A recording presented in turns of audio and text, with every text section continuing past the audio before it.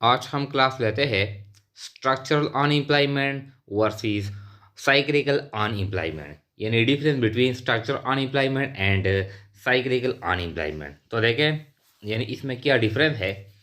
तो first one को explain करते हैं स्ट्रक्चरल अनएम्प्लॉयमेंट। तो क्या कहता है, यानी unemployment occurred in the economy due to invention of high technology is called structural unemployment, because when new and advanced technology is introduced in the economy, the old method of operation, manufacturing or working become obsolete, and those people who only know the old methods and not the new method, they become unemployed।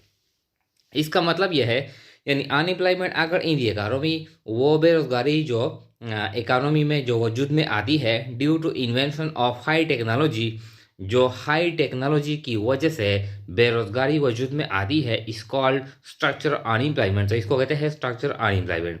यानी जब advance technology ईजाद की जाती है जिसकी वजह से लोग बेरोजगार बन जाते हैं, यानी इंसानों की जगह मशीन लेते हैं, यानी 10 12 15 जो इंसान होते हैं, जो लेबर होते हैं, जो फैक्ट्री में काम करते हैं, जहाँ पर भी काम करते हैं, इसकी जगह मशीन ईजाद किए जाते हैं और फिर वो काम अब मशीनों के ज़रिए किए जाते हैं, तो वो लोग बेरोज़गार बन जाते हैं। तो इस बेरोज़गारी को कहते हैं structural unemployment. Because way new and advance technology is introduce, जब नई टेक्नोलॉजी वजूद में आती है, इंट्रोड्यूस की जाती है इन दी इकानमी, यानी किसी मुल्क में, किसी माशरे में, तो क्या है, यानी दुनिया में the old method of operation, manufacturing और वर्किंग बिकम एब्सोल्यूट, यानी जो पुराने जो मेथड होते हैं ऑपरेशन के, काम करने के, प्रोडक्शन के, मैन्युफैक्चरिंग किसी चीज़ को बनाने के, यानी जो हाथों के ज़रिए जो चीज़ बनाई बनाई जाती है, और वर्किंग या जो लेबर होते हैं जो काम करते हैं किसी मशीनरी पर या हाथों के ज़रिए काम करते हैं, बिकम ऑब्सोलीट, वो आउट ऑफ यूज़ बन जाते हैं। ऑब्सोलीट का मतलब है कि जब कोई नई चीज़ वजूद में आती है तो जो पुराना चीज़ होता है वो लोग इस्तेमाल करना छोड़ देते हैं, तो इस अमल को ऑब्सोलीट कहते हैं। अब ये जो पुराने जो मेथड होते हैं ये ऑब्सोलीट बन जाते हैं और नई जो टेक्नोलॉजी है वो वजूद में आती है, लोग इसको अब इस्तेमाल करते हैं।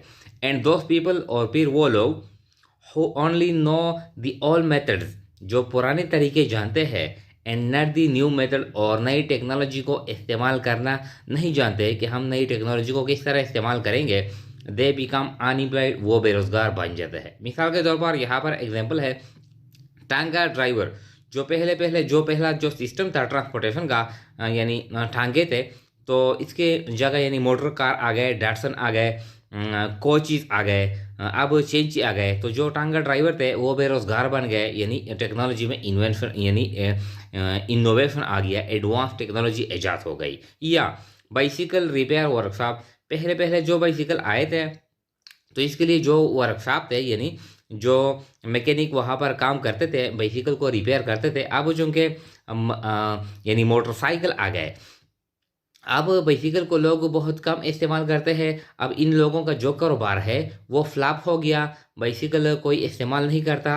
अब ये जो बाइसिकल रिपेयर वर्कशॉप लोगों के थे, उनका काम क्या हो गया, तो कम हो गया, यानी शॉर्ट हो गया या ख़त्म हो गया, तो ये लोग अब बेरोज़गार बन गए हैं। इस तरह या रोबोट इन दी फैक्ट्री, यानी जो मुख्तलिफ जो फैक्ट्री है, कंपनी है, यानी रोबोट होटलों में काम करते हैं, यानी ड्राइवर लेस गाड़ियाँ है, तो यानी होटल में रोबोट काम करते हैं, यानी इंसानों की जो अब ज़रूरत नहीं है। वो जो पहले जो वर्कर थे जो होटलों में यानी काम करते थे, यानी फैक्ट्रियों में हाथों के ज़रिए काम करते थे, अब इनकी जगह रोबोट आ गए, यानी इंसानों की जगह काम करते हैं। अब वो यानी इंसान बेरोज़गार बन गए। ये जो ड्राइवर लेस गाड़ियाँ है, यानी एडवांस कंट्री में ऐसे गाड़ियाँ यानी टेक्नोलॉजी की मदद से ईजाद किए गए हैं जो बगैर ड्राइवर के वो यानी चलती है, तो इसकी वजह से जो ड्राइवर हजरात है वो बेरोज़गार यानी बन जाते हैं। तो यानी ये जो बेरोज़गारी है जो टेक्नोलॉजी एडवांसमेंट की वजह से आती है दुनिया में, किसी मुल्क में, तो इस बेरोज़गारी को कहते हैं स्ट्रक्चरल अनएम्प्लॉयमेंट। इसके बाद है यानी साइक्लिकल अनएम्प्लॉयमेंट। तो ये भी आसान है। साइक्लिकल अनएम्प्लॉयमेंट का ये मतलब है कि यानी जो unemployment occur in the society, unemployment जो वजूद में आती है यानी due to down swing of business activity is called cyclical unemployment. जो बिजनेस एक्टिविटीज़ होते हैं इसके मुख्तलिफ फेजेस होते हैं।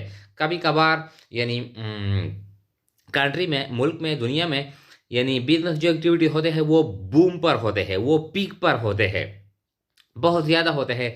लोग इन्वेस्टमेंट करते हैं, प्रोडक्शन ज़्यादा किया जाता है, डिमांड बहुत ज़्यादा होता है। यानी लोग जो इन्वेस्टर होते हैं उनके लिए प्रॉफिट चांसेस ज़्यादा होते हैं।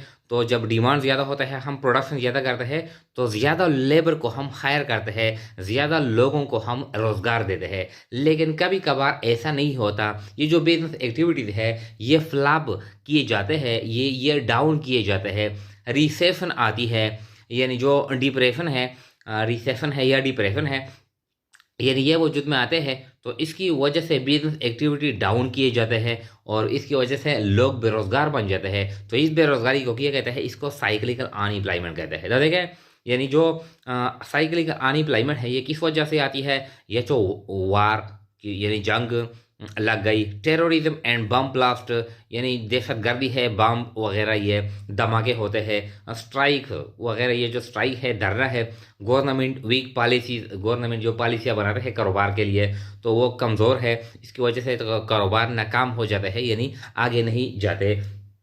इस तरह नेशनलाइजेशन, गवर्नमेंट कुछ बिजनेसेस को अपने तहवील में यानी लेती है, तो इसकी वजह से लोग बिजनेस शुरू नहीं करते, यानी वो डरते हैं इन्वेस्टमेंट से। No facility to the investor, investor को, बिजनेसमैन को फैसिलिटी सहूलियात नहीं देते तो वो इन्वेस्टमेंट नहीं करते।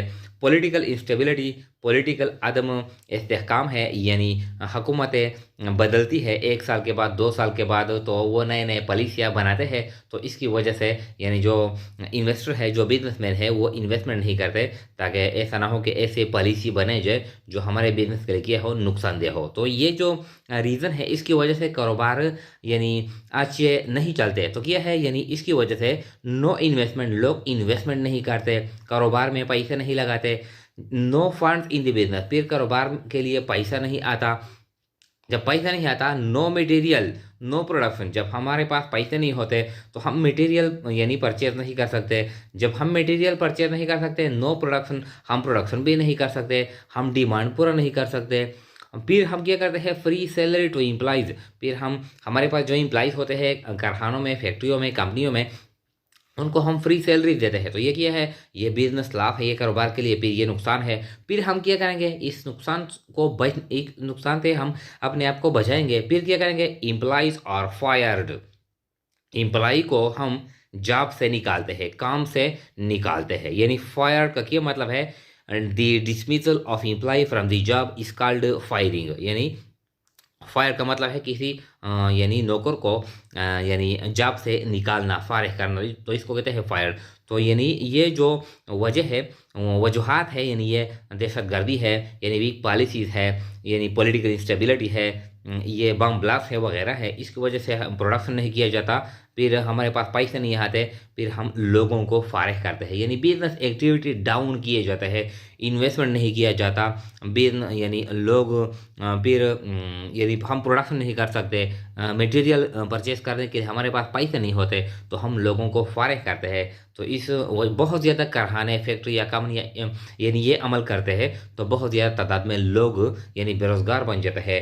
तो इकानमी में अनएम्प्लॉयड आती है। तो इस अनएम्प्लॉयमेंट को क्या कहते हैं? इसको कहते हैं साइक्लिकल अनएम्प्लॉयमेंट।